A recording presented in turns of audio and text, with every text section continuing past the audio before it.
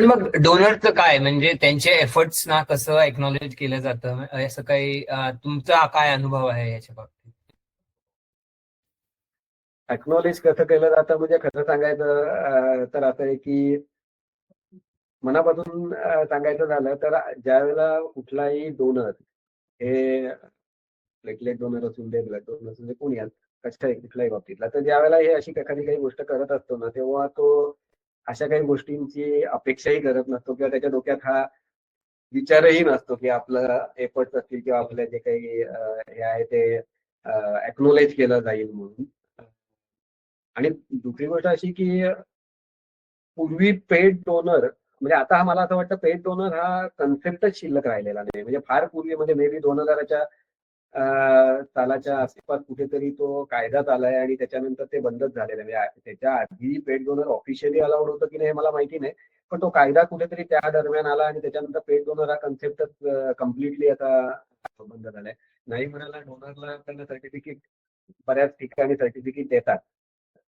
Hospitals आणि blood blood bank की donation झाल्यानंतर. पण मला पर्सनली असं वाटतं की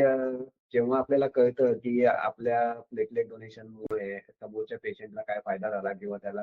रिकव्हरी झाली त्याची, किंवा माझ्या दृष्टीने ते सगळ्यात जास्त ते मोठं सर्टिफिकेट आहे किंवा ती एक्नॉलेजमेंट असू शकते. दुसरी गोष्ट अशी एक मजेशीर गोष्ट सांगतो की ज्या वेळेला एकदाचा इन्सिडेंट असा आहे की मी एकदा एका ठिकाणी प्लेटलेट डोनेशन करायला गेलेलो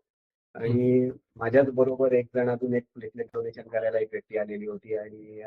मे बी नवीनच असेल कदाचित, डोनेशन फर्स्ट टाइम करत असेल. आणि आमच्या गप्पा चालू होत्या, म्हणजे प्लेटलेट डोनेशन आमचं चालू होतं, साईड बाय साईड आम्ही गप्पा पण चालू होत्या.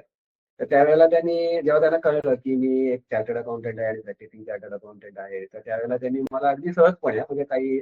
हे नाही, त्यांनी एक